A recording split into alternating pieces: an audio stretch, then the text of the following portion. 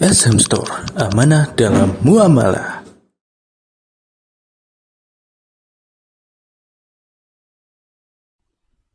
Sallallahu alaihi wa alihi wasallam sebagai Rasul yang terakhir kepada seluruh umat manusia. Beliau diberi tugas mengemban misi dakwah kepada seluruh umat manusia. Setelah beliau dipilih oleh Allah, diutus oleh Allah Azza wa Jal, maka tidak ada lagi Nabi dan Rasul selain beliau. Beliau adalah Khatamul Anbiya, sebagai penutup para Nabi. Dan beliau mengajarkan kepada umatnya segala kebaikan dari Allah Subhanahu wa Ta'ala. Yang terutama adalah tentang hikmah mengapa mereka diciptakan oleh Allah Subhanahu, yaitu adalah untuk beribadah kepada Allah Azza wa Jalla. Ya, wa ma khalaqtul jinna wal insa illa liya'budun. Sebagaimana Allah Azza wa Jalla berfirman, dan tidaklah aku ciptakan jin dan manusia melainkan untuk beribadah menyembah aku, yaitu menyembah Allah Subhanahu wa Ta'ala. Maka berbahagialah orang beriman yang dia mengetahui tujuan hidupnya, apa tugasnya dalam kehidupannya di dunia ini, yaitu untuk beribadah kepada Allah Subhanahu wa Ta'ala. Wa ma khalaqtul jinna wal insa illa liya'budun, dan tidaklah aku ciptakan jin dan manusia melainkan untuk mereka beribadah menyembah aku. Ma uridu minhum min rizqin wa ma uridu an yut'imun. Innallaha huwar razzaq dzul quwwatil matin. Ma uridu minhum min rizqin. Aku tidak menghendaki dari mereka, dari hamba-hambaku, dari jin dan manusia. Aku tidak menghendaki dari mereka rezeki. Ma uridu minhum min rizqin wa ma uridu an yut'imun. Dan aku tidak mengharapkan mereka memberi makan. Allah wa razzaq dzul quwwatil matin. Sesungguhnya Allah justru dialah yang maha pemberi rezeki. Dia yang memiliki kekuatan dan dia yang maha kuat. Nah, ayat-ayat ini menjelaskan kepada kita tentang hikmah di balik penciptaan manusia adalah untuk beribadah kepada Allah Subhanahu wa Ta'ala. Maka setiap orang letakkan dalam benaknya, masukkan dalam hatinya, renungkan dalam pikirannya bahwa aku diciptakan oleh Allah Azza wa Jalla adalah untuk beribadah menyembah Allah Subhanahu wa Ta'ala. Ini harus ditanamkan dalam diri kita, apalagi talibul ilm. Ya ayuhan nas, u'budu rabbakum. Wahai sekalian manusia, sembahlah, beribadahlah kalian kepada Rabb kalian. Alladzi khalaqakum, yang telah menciptakan kalian. Walladzina min qablikum, dan orang-orang sebelum kalian. La'allakum tattaqun, agar kalian bertakwa. Jadi hikmah dari ibadah itu adalah untuk menciptakan manusia-manusia yang bertakwa kepada Allah Azza wa Jalla. Dia beribadah pada Allah dan dia bertakwa kepada Allah Azza wa Jalla. Ya ayyuhalladzina amanu ittaqullaha haqqa tuqatih. Wahai orang yang beriman, bertakwalah kamu kepada Allah dan sebenar-benar takwa. Perintah dari Allah Azza wa Jalla. Karena hikmah dari ibadah itu membuahkan manusia yang bertakwa. La'allakum tattaqun. Setelah Allah memerintahkan untuk beribadah. Pada surat Al-Baqarah ayat 21. Ya ayyuhalladzina ya ayyuhan nas u'budu rabbakum. Ya wahai sekalian manusia, beribadahlah kalian, sembahlah kalian kepada Rabb kalian. Rabb yang siapa, yang apa? Alladzi khalaqakum, yang telah menciptakan kalian. Jadi Allah menciptakan manusia untuk beribadah pada Allah. Tidak bertentangan ayat ini dengan surat Az-Zariyat ayat 56. Wa ma khalaqtul jinna wal insa illa liya'budun. Itu dalam kalimat berita. Sedangkan ya ayuhan nas ubudu rabbakum dalam kalimat perintah. Satu jumlah khabariyah, satu jumlah insyaiyah. Ini bagi yang sudah belajar balaghah ya. Ini biar semangat anak-anak yang baru masuk. Wah, aku ingin belajar balaghah juga. Sehingga aku bisa membedakan mana jumlah insyaiyah, mana jumlah khobariyah. Ngerti? Ya, ini tanamkan dalam diri kita. Ya, bahwa Allah menciptakan kita untuk beribadah pada Allah Ta'ala. Dan ketika Allah menciptakan hamba-hambanya, Allah tidak membutuhkan kita. Ya, mungkin ada yang mengira bahwa Allah menciptakan hamba-hambanya untuk beribadah kepadanya. Berarti Allah butuh kepada penghambaan diri seorang kepadanya. Peribadatan seorang kepadanya. Tidak. Sama sekali tidak. Ya. Jadi jangan sampai seorang mengira bahwa ketika Allah menciptakan hamba-hambanya, jin dan manusia, untuk beribadah pada Allah Ta'ala, bahwa Allah kehausan ibadah. Ya. Bahwa Allah membutuhkan ibadah dari hamba-hambanya. Makanya diciptakan untuk beribadah kepadanya. Tidak. Tetapi manusia justru yang mereka adalah fuqara ilallah. Yang miskin pada Allah Ta'ala. Maka dengan beribadah pada Allah Ta'ala mereka menjadi hamba-hamba yang tenang hidupnya di dunia ini. Ya ayuhan nas, antumul fuqara'u ilallah. Wallahu huwal ghaniyul hamid. Wahai sekalian manusia, antumul fuqara'u ilallah. Kalian yang fakir kepada Allah. Fakir dalam masalah apa? Dalam masalah ibadah pada Allah Subhanahu wa taala. Ya. Fakir dalam masalah kemaslahatan manusia di dunia ini. Semua memerlukan Allah Ta'ala. Makanya Allah menciptakan hamba-hambanya. Allah tempatkan di dunia ini, di bumi ini, di planet yang namanya bumi, dan Allah siapkan semua untuk mereka. Ya. Untuk mereka beribadah pada Allah Subhanahu wa ta'ala. Maka manusia membutuhkan Allah Azza wa Jal. Bukan Allah yang membutuhkan mereka. Barang siapa beribadah pada Allah Ta'ala, maka ibadahnya adalah bermanfaat untuk Allah apa untuk dirinya? Untuk dirinya. Ya, man amila salihan falinafsihi wa man asa'a fa'alaiha. Barang siapa mengerjakan satu amal soleh, maka amal soleh itu kembali manfaatnya untuk dirinya. Man amila salihan falinafsihi wa man asa'a fa'alaiha. Dan barang siapa yang dia berbuat keburukan, maka keburukan itu hanya akan menimpa dirinya sendiri. Ya. Manusia tidak bisa memberikan kemudaratan pada Allah Azza wa Jalla. Jadi ketika seorang hamba beribadah pada Allah Ta'ala, dia membutuhkan ibadah itu.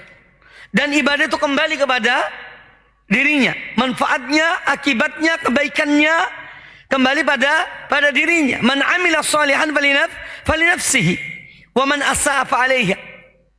Kemudian pada ayat lain Allah berfirman, in ahsantum li anfusikum wa in asa'tum falaha. In ahsantum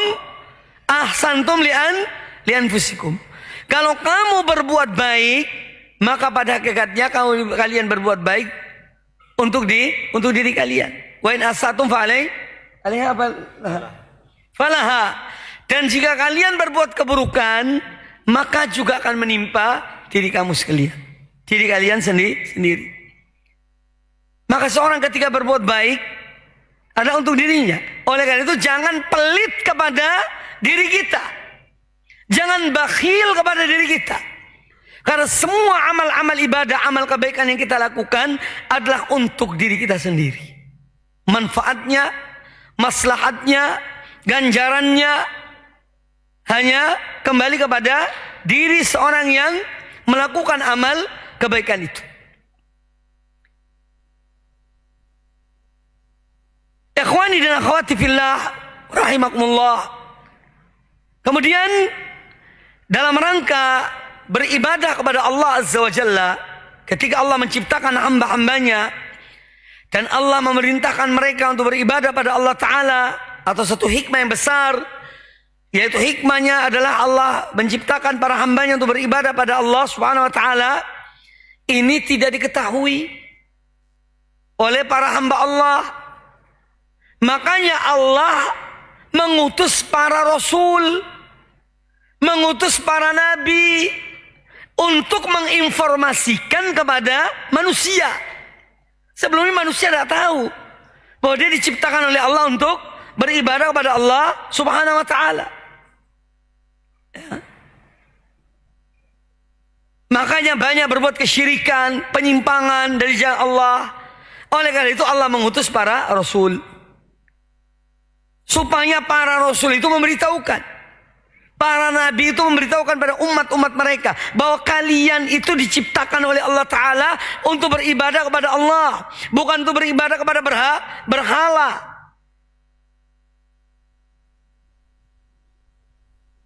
Ini tugas para nabi. Yang terakhir adalah Nabi kita Muhammad sallallahu alaihi wasallam. Allah mengutus beliau kepada seluruh umat manusia untuk mengajarkan kepada umatnya, kepada mereka manusia ini, bagaimana mereka beribadah kepada Allah Subhanahu wa taala. Tidak sekedar menginformasikan bahwa mereka diciptakan oleh Allah untuk beribadah pada Allah, tapi juga untuk mengajarkan bagaimana cara mereka beribadah pada Allah Subhanahu wa taala. Maka dalam ibadah-ibadah yang ada ketentuannya, dalam bahasa fikihnya adalah ibadah mahdhah. Tahu ibadah mahdhah? Ibadah mahdhah ibadah khalisah. Ibadah yang murni, ghairu ma'qulatil makna. Ibadah-ibadah yang tidak bisa dicerna oleh otak, oleh akal. Ya. Dalam ibadah-ibadah mahdhah itu An-Nabi alaihi salatu wasallam mengajarkan pada kita. Beliau pernah mengambil mimbar, naik di atas mimbar, kemudian sholat, dilihat oleh para sahabat. Ya, kemudian setelah sholat beliau mengatakan apa? Sallu kama ra'aitumuni usolli. Sholatlah sebagaimana kamu melihat aku sholat. Yang mengajarkan sholat kepada Nabi SAW siapa? Jibril alaihissalam. Setelah beliau menerima perintah sholat pada malam Isra dan Mi'raj, maka turunlah Nabi alaihissalam. Kemudian pada hari pertama datanglah Jibril kepada beliau. Pada awal waktu subuh, Jibril memimpin sholat, memberikan contoh sholat kepada Nabi alaihissalam, diikuti oleh beliau. Kemudian besok harinya, kemudian pada waktu zuhur, Jibril turun, memberi contoh sholat zuhur pada awal waktu, sholat asar, maghrib dan isya. Pada hari pertama, Jibril turun pada waktu-waktu permulaan waktu tersebut, sholat-sholat tersebut. Kemudian pada hari kedua, Jibril turun juga. Dan pada akhir waktu subuh, pada akhir waktu zuhur, pada akhir waktu maghrib, asar, maghrib dan isya, mengajarkan bagaimana sholat. Kemudian Jibril mengatakan, antara dua waktu itulah waktu sholat, subuh, zuhur, asar, maghrib, isya. Jadi antara hari pertama dan hari kedua ketika beliau datang. Hari pertama datang pada awal waktu, hari kedua datang pada akhir waktu. Antara dua itulah waktu sholat. Subuh atau maghrib atau isya atau zuhur atau asar. Jadi yang mengajarkan bagaimana sholat adalah Jibril. Jibril dari mana tahu bagaimana sholat itu? Kaifiyatus sholat dari Allah Subhanahu wa taala. Makanya ibadah ini bukan dibuat-buat. Ya, bukan direkayasa. Tapi ada contohnya. Allah mengajarkan kepada Jibril, Jibril mencontohkan kepada Nabi alaihissalam, dan Nabi alaihissalam mengerjakan ibadah itu. Lalu dalam sholat, contohnya, kemudian beliau mengatakan pada para sahabatnya, sallu kama ra'aitumuni usolli. Sholatlah sebagaimana kalian melihat aku sholat. Ya. Makanya tidak ada khilaf di antara para sahabat tentang jumlah rakaat, tentang waktu sholat. Ya, jumlah rakaat subuh 2 rakaat. Tak ada sahabat mengatakan 3 rakaat sholat subuh. Ya. Karena mereka melihat langsung bagaimana Rasulullah SAW sholat. bahkan bacaannya, kapan beliau keraskan suaranya, kapan beliau tidak mengeraskan suaranya. Semua itu menjadi contoh. Dicontohkan oleh Nabi SAW. Demikian pula ketika ibadah haji. Kata beliau SAW, "Ta'khudhu anni manasikakum." Hendaknya kalian mengambil dari aku tata cara manasik haji kalian. Pada setiap kesempatan beliau berhenti. Beliau mengatakan, "Ta'khudhu anni manasikakum." Ketika di Arafah, ketika tawaf, ketika di Mina, ketika sa'i. Setiap tempat-tempat itu beliau mengatakan, "Ta'khudhu anni manasikakum." Hendaknya kalian mengambil tata cara aku beribadah, melakukan ibadah haji. Jadi kita tidak mengetahui cara beribadah itu kecuali dengan sunnah Rasulullah sallallahu alaihi wasallam. Dan prakteknya beliau, penjelasan beliau. Allah berfirman dalam Al-Qur'anul Karim, "Wa aqimus shalah wa atuz zakah." Tegakkanlah salat dan tunaikanlah zakat. Itu perintah umum. Dari mana kita tahu tentang salat 5 waktu? Ya, waktunya, jumlah rakaatnya, kecuali dari sunnah Rasulullah sallallahu alaihi wasallam. Maka ikhwani fillah rahimani wa rahimakumullah, bahwasanya ibadah kita pada Allah Azza wa Jalla adalah dengan contoh, teladan dari Nabi alaihi salatu wassalam. Dan ini menjadi syarat diterimanya amal ibadah seseorang. Ikhlas karena Allah Subhanahu wa taala, ikhlas karena Allah Azza wa Jalla di dalam beribadah pada Allah Subhanahu wa taala. Ya, kemudian yang kedua adalah dengan mengikuti tata cara yang dicontohkan oleh Rasulullah sallallahu alaihi wasallam. Di sinilah letaknya kewajiban kita untuk belajar. Tanpa belajar tidak akan bisa kita melakukan ibadah sesuai dengan apa yang diajarkan dan dicontohkan oleh Rasulullah sallallahu alaihi wasallam. Kemudian yang mewarisi Rasulullah SAW adalah para sahabat. Kemudian tabi'in dan orang-orang yang mengikuti mereka dengan baik. Ulama-ulama besar kaum muslimin yang mereka merupakan warathatul anbiya, al-ulama'u warathatul anbiya. Bahwa para ulama adalah pewaris para nabi. Ulama-ulama yang benar, yang mereka mempunyai ilmu, mereka amalkan ilmu mereka. Mereka ajarkan ilmu mereka dan mereka bersabar di dalam mengajarkan ilmu. Ya, maka standarnya adalah mengikuti generasi yang pertama, yang mereka mengambil ilmu itu langsung dari Rasulullah SAW, itu para sahabat. Sahabat menyalurkan, mentransferkan ilmu mereka kepada para tabi'in, tabi'in kepada yang berikutnya sampai kepada kita. Itu Islam. Allah yang menjaganya, Allah yang memeliharanya dengan cara Allah Subhanahu wa taala. Inna nahnu nazzalna dzikra wa inna lahu lahafizun. Sungguhnya kami yang menurunkan Al-Qur'an dan kami yang menjaganya. Allah yang memelihara syariat Allah Subhanahu wa taala. Maka ikhwani fillah rahimani wa rahimakumullah, tulabul ilmi, para penuntut ilmu mempunyai kedudukan yang tinggi. Ya. Apalagi kalau mereka menjadi ulama yang benar, yang mukhlis karena Allah Ta'ala, menyeru manusia kepada Allah, bukan kepada hawa nafsu, menyeru manusia kepada mengikuti Nabi Sallallahu Alaihi Wasallam, bukan mengikuti pribadi.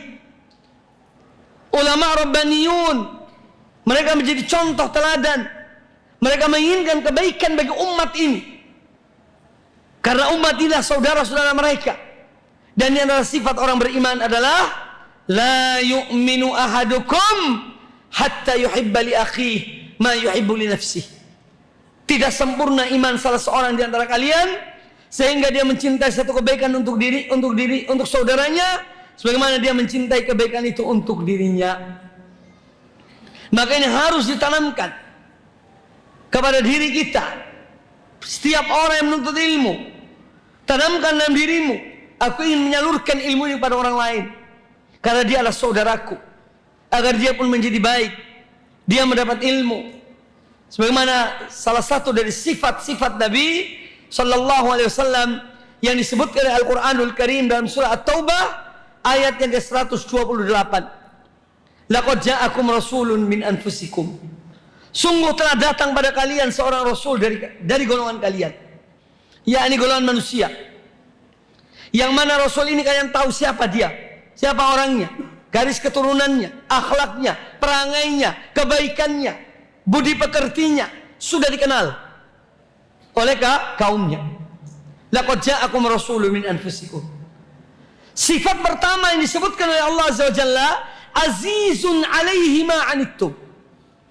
Rasul ini amat berat rasa ya pada dirinya akan penderitaan kalian. Jadi sifat pertama yang disebut oleh Allah Azza wa Jalla tentang Nabi alaihi salatu wassalam, beliau merasa berat kalau kalian menderita. Jadi sifat yang harus ada pada seorang dai, seorang muballigh, seorang muallim, seorang guru, seorang dai Allah. Ya. Tanamkan dalam dirimu, kasihan saudaraku ini. Aku tidak mau dia menderita. Kalau seorang memiliki sifat ini, azizun alaihi ma anittum, harisun alaikum, maka timbullah semangat. Nabi SAW adalah orang yang paling antusias, bersemangat supaya bagaimana kalian itu menjadi orang-orang yang beriman. Makanya beliau berdakwah siang dan malam. Beliau ingin menyelamatkan kaumnya, ingin menyelamatkan umat ini dari azab Allah Subhanahu wa taala. Karena apa? Azizun alaihi ma anittum. Beliau terasa berat olehnya akan penderitaan kalian. Beliau tidak mau umatnya menderita. Ini sifat mulia yang harus dimiliki oleh setiap dai muballigh yang berakidah bermanhaj salaf. Cinta pada saudaranya, ingin kebaikan untuk mereka, bukan senang apabila mereka celaka, bukan tertawa apabila mereka terjerumus dalam penyimpangan, tidak. Tapi bagaimana mereka diselamatkan. Azizun alaihi ma anittum, harisun alaikum bil mu'minina raufur rahim. Sifat kedua adalah harisun alaikum. Beliau ingin supaya kalian selamat. Dengan cara apa? Dengan berdakwah supaya kalian beriman. Karena dan beriman seorang akan selamat.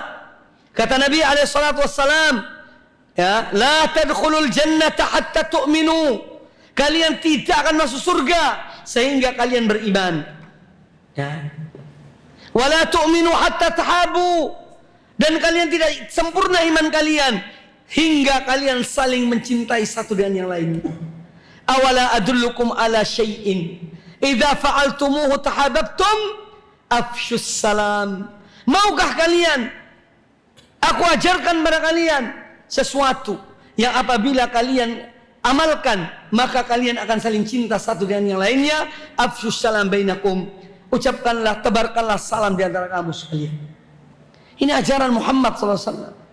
Orang yang mencintai umatnya, bukan yang senang dan penderitaan orang lain. Peristiwa besar terjadi ketika Abdullah bin Ubay bin Salul, seorang rasul munafikin, meninggal.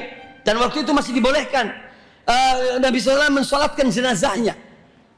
Lalu ditanya oleh Umar bin Khattab radhiyallahu anhu, ya Rasulullah, apakah kau salat dan kepada orang ini? Wah, dia adalah orang munafik, pimpinannya munafikin.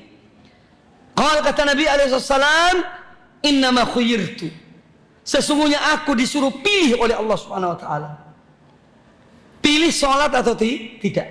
Maka beliau memilih mensolatkan. Jadi beliau disuruh pilih. Itu terakhir yang disolatkan oleh Nabi SAW.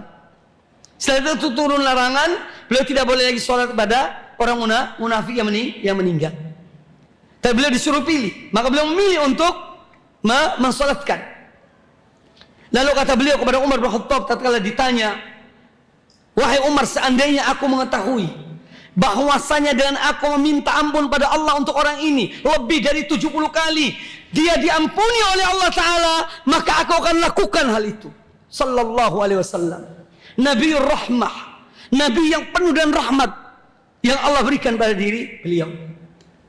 Seandainya aku mengetahui jika aku mohon ampun pada Allah lebih dari 70 kali, Allah akan mengampuni orang ini, maka aku akan lakukan hal itu. Tetapi Allah Ta'ala telah menyebutkan dalam Al-Quranul Karim, seandainya engkau memberi istighfar untuk mereka 70 kali atau lebih, maka tetap tidak diampuni oleh Allah Subhanahu wa Ta'ala. Intinya bagaimana sifat yang dimiliki oleh Rasulullah sallallahu alaihi wasallam. Nah, sikap pribadi jiwa ini harus ada pada seorang mukmin, pada talibul ilmi. Dia menginginkan kebaikan untuk saudaranya, untuk keluarganya, untuk tetangganya, untuk masyarakatnya. Dia berdakwah semampunya, mengajarkan semampunya. Tidak usah dipaksa orang itu. Tugas kita menyampaikan. Jadi harisun alaikum, sifat kedua. Harisun alaikum. Kemudian yang ketiga, bil mu'minina raufur rahim. Beliau ada orang yang kasih sayang dan belas kasihan kepada orang-orang yang beriman. Sallallahu alaihi wasallam. Ma'asyiral ikhwah rahimakumullah. Kemudian hal lain yang harus talibul ilmi memperhatikannya adalah bersungguh-sungguh di dalam ikhlas dalam menuntut ilmu. Keikhlasan ini adalah landasan bagi semua amal. Dan menuntut ilmu salah satu di antara amal-amal ibadah yang amat mulia, setara dengan jihad fisabilillah. Makanya Allah memberikan pengecualian, ya. Makanal mu'minuna liyanfiru kaffah falaula nafara min kulli firqatin minhum ta'ifah liyatafaqahu fid din wa liyunziru qaumahum idza rajau ilaihim la'allahum yahdharun. Makanal mu'minuna liyanfiru kaffah. Tidak sepatutnya bagi orang-orang beriman untuk semua pergi ke medan peperangan. Hendaknya ada sekelompok yang mereka itu menuntut ilmu, yatafaqahu fid din, untuk memahami agama Allah Ta'ala. Makanya satu kedudukan yang mulia, ya. Allah memberi izin kepada para penuntut ilmu untuk tidak pergi berjihad di jalan Allah, karena tidak ada jihad tanpa ilmu. Maka harus ada ta'ifah, harus ada kelompok yang mereka yang belajar menuntut ilmu. Sekarang orang teriak jihad tapi tidak punya ilmu. Makanya terjadi penyimpangan dalam jihad karena apa? Tidak punya ilmu. Maka keikhlasan dalam menuntut ilmu sesuatu yang wajib. Al-Imam Al-Bukhari rahimahullah ta'ala dan kitabnya Sahih Bukhari, beliau tidak menulis muqaddimah. Lain halnya dengan Imam Muslim dan yang lainnya, mereka menulis muqaddimah. Illa Al-Bukhari, beliau tidak menulis muqaddimah Sahih Bukhari. Tetapi hadis yang pertama yang beliau bawakan adalah hadis innamal a'malu binniyat wa innamal likulli imri'in ma nawa. Untuk menunjukkan tentang keikhlasan dalam menuntut ilmu dan mengajarkan ilmu kepada manusia. Innamal a'mal binniyat. Itu hadis pertama. Sebagai para ulama sebagian mengatakan sebagai pengganti dari muqaddimah. Dibawakan hadis Rasulullah SAW, hadis Umar bin Khattab radhiyallahu anhu. Innamal a'malu binniyat wa innamal likulli imri'in ma nawa. Faman kanat hijratuhu ila Allah wa rasulih fa hijratuhu ila Allah wa rasulih. Wa man kanat hijratuhu lidunya yusibuha aw imra'atin yankihuha fa hijratuhu ila ma hajara ilaihi. Maka ikhwani fillah, al-ikhlas. Menuntut ilmu tidak ikhlas, tidak ada gunanya. Dan niat ini harus benar. Janganlah seorang ketika dia menuntut ilmu, dia ingin untuk menjadi ustadz besar supaya dikenal. Ya, la, wallahi la. Niatkan karena Allah Azza wa Jalla. Seorang di kampungnya mengajarkan 2-3 orang anak Al-Quranul Karim lebih mulia kalau dia ikhlas daripada orang yang ditonton di mana-mana tapi tidak ikhlas. Waliyadzubillah. Maka ikhlas adalah adab Pertama, min adab talibul ilm. Ikhlas karena Allah Subhanahu wa taala. Niat-niat kita luruskan. Ya. Termasuk dalam dakwah kepada Allah Azza wa Jalla. Yang harus dimiliki oleh setiap dai adalah apa? Keikhlasan pada Allah Subhanahu wa taala. Seorang kalau ikhlas pada Allah Azza wa Jalla, ada pengikutnya atau tidak ada pengikutnya, dia tetap nyaman dan tenang. Karena semua kembali pada Allah Subhanahu wa taala. Wa ma 'alar rasuli illal balagh. Tugas Rasul itu menyampaikan. Mau dengar atau tidak silahkan, banyak atau sedikit itu bukan urusan. Makanya di antara para nabi ada yang tidak ada pengikutnya sama sekali. Nabi loh ini, bukan dai. Bukan sekedar dai nabi. Ada yang tidak ada pengikutnya. Ada pengikutnya hanya 2, 3. Ada pengikutnya hanya 3 sampai angka 9 atau 10 dan seterusnya. Tetapi tidak mematikan semangat mereka. Karena apa? Tugas dan misi mereka yang menjadi tanggung jawab itu yang menjadi keyakinan mereka, yaitu menyampaikan risalah Allah. Bukan untuk mencari popularitas. Oleh karena itu ikhwani fillah rahimakumullah, mumpung awal kalian menuntut ilmu, luruskan niat-niat kalian.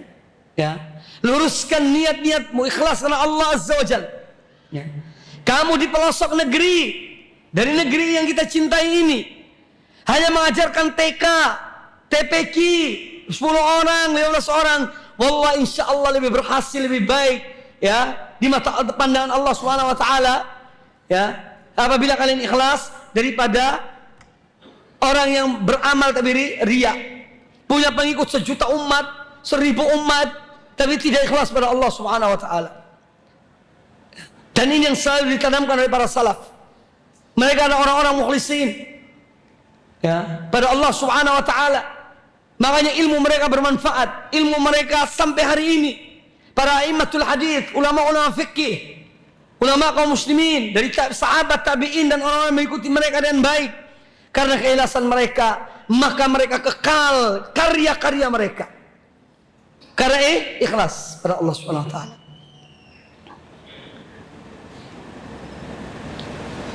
Oleh karena itu keikhlasan harus selalu ditanamkan dalam diri kita. Kemudian yang kedua, min adab talibul ilm adalah hendaknya dia sabar di dalam menuntut ilmu. Ilmu ini sesuatu yang tidak mudah, kecuali bagi orang-orang yang dimudahkan oleh Allah Azza wa Jalla. Maka dia memerlukan kesabaran, ketabahan, butuh waktu, kesungguhan. Kadang makan tidak enak, minum tidak enak, dan yang lainnya, tempat tidurnya juga tidak enak. Maka kalian ketika datang ke tempat ini, jangan menganggap Sayyidina Ali bin Abi Thalib adalah hotel bintang 5. Ya, jangan. Bisa jadi di hotel bintang 7. Dulu ada obat namanya obat bintang 7. Obat sakit kepala. Dulu, zaman dulu. Kalian belum lahir. Obat sakit kepala, cap bintang 7. Jadi jangan menganggap sini hotel, sabarlah. Antrean kamar mandi, antrean ini dan itu, makan, supaya bersabar. Demikian pula dalam belajar, menghafal, membaca. Ya, dan alhamdulillah kalian hidup di lingkungan, ya, asrama, sistemnya boarding school di sini itu. Ada para asatid, maka jangan Anda sia-siakan. Ya. Ada pelajaran Anda tidak paham, tanya kepada mereka. Datangi para asatid, buat janji dengan asatid. Ada yang namanya dosen wali, sebagai orang tua pengganti kalian. Manfaatkan mereka dengan sebaik-baiknya. Ya. Intinya adalah sabar dan sungguh-sungguh. Kemudian mohon pada Allah Azza wa Jalla. Manusia ini lemah, yang mengajarkan ilmu itu adalah Allah Ta'ala. Maka mintalah pada Allah Subhanahu wa Ta'ala. Ar-Rahmanu 'allamal Qur'an, khalaqal insana 'allamahul bayan. Dia Allah, ya, yang mengajarkan Al-Quranul Karim kepada kita. Maka minta pada Allah Ta'ala agar dibukakan hati kita, dilapangkan dada kita, Ya, dicerahkan pikiran kita, minta pertolongan pada Allah Subhanahu wa taala. Jangan pernah putus asa. Ya, dalam menuntut ilmu. Karena memang manusia berbeda-beda. Ada orang membaca ya sampai 10 kali langsung hafal. Ada mungkin yang hanya 5 kali hafal. Ada mungkin yang hanya mendengar hafal. Ada seorang ulama besar dari kalangan Syafi'i, mazhab Syafi'i. Namanya Imam Ibnu Burhan. Itu sampai kalau jalan tutup telinganya. Karena setiap yang dia dengar masuk langsung hafal. Rahimahullah. Itu anugerah Allah berikan. Lah kita kadang-kadang baca sampai 100 kali tidak paham-paham. Benar ya? Tidak hafal-hafal. Ya kembali introspeksi diri. Ya. Jadi kalau seorang ada kesulitan dan menuntut ilmu, pertama dia berdoa pada Allah Azza wa Jalla. Yang kedua introspeksi dirinya. Mungkin ada maksiat yang dia lakukan, jauhi maksiat itu. Ya. Karena ilmu diberikan kepada orang-orang yang taat pada Allah Azza wa Jalla. Jadi ikhwani fillah rahimani wa rahimakumullah, kalau kita lanjutkan muhadharah ini ya akan sampai jam 8 malam. Sementara ini cukup. Insyaallah nanti saya masih lihat kitab apa yang akan kita baca. Insyaallah kitab berkaitan dengan akidah akan kita baca sebagai kajian rutin yang saya asuh insyaallah subhanahu wa taala. Semoga apa yang disampaikan bermanfaat bagi kita semuanya, ya, terutama diri saya yang menyampaikannya, ya, dan juga bagi yang mendengarkannya, agar mari kita mengawali semua aktivitas kita dalam menuntut ilmu dengan ikhlas karena Allah Subhanahu wa taala. Kemudian minta pertolongan pada Allah Azza wa Jalla, bersungguh-sungguh, bersabar dan terus kita belajar ilmu. Ya, semakin dalam ilmu itu semakin luas, ya. Saya tertarik dengan perkataan seorang syekh.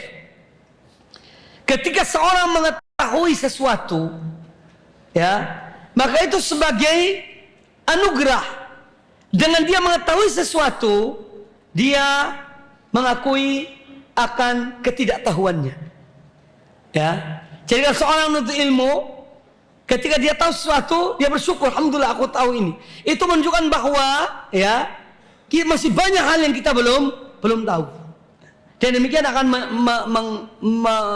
akan mendorong seorang untuk terus menuntut ilmu. Semoga apa yang disampaikan bermanfaat. Aku qouli hadza wa jazakumullahu khairan. Lebih kurang saya mohon maaf. Subhanakallahumma bihamdika asyhadu an la ilaha illa anta astaghfiruka wa atubu ilaik. Wa sallallahu wa sallam wa baraka ala nabiyyina wa ala alihi ajma'in. Thumma assalamu alaikum warahmatullahi wabarakatuh.